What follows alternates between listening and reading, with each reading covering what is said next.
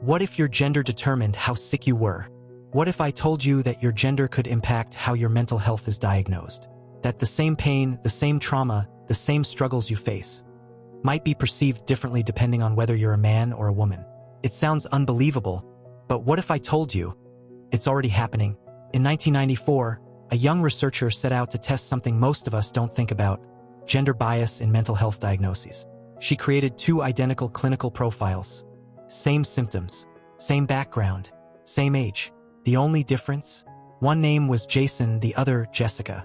She handed these profiles to licensed therapists, professionals who were supposed to know better. The result? Jason was labeled deeply disordered, dangerous, and in need of heavy intervention. Jessica, just a little stressed, minor adjustment issues. Think about that for a moment. Same symptoms, same pain, but completely different verdicts because of gender. This wasn't a fluke. This was a pattern that exposed a deep bias in the system. If you're a man with depression, you might be seen as unstable, dangerous, someone to be medicated or monitored closely. But if you're a woman with the same depression, you might be told to sleep it off or take a bubble bath. So what's the real issue here? The problem is, it's not just about feeling sick. It's about how society perceives your pain. The researchers' study uncovered something shocking. Your healing could be delayed not because of your symptoms, but because of your gender. Despite all the training, despite the awareness, bias still exists.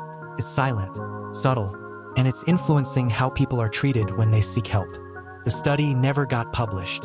Why? Because the journals didn't value student research, but it made an impact not just on the researcher, but on everyone who's ever felt misunderstood in the mental health system. So what can we do?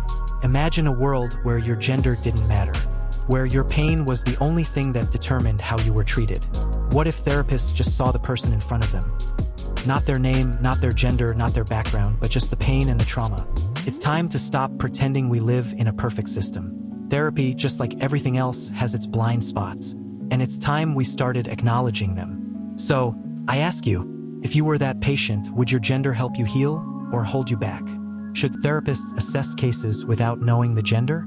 Or is it time to take gender out of the equation? If the story opened your eyes, share it. Because someone out there is suffering, not because they're weak, but because they're misunderstood. This is Bentalez Chronicles, where untold stories come alive.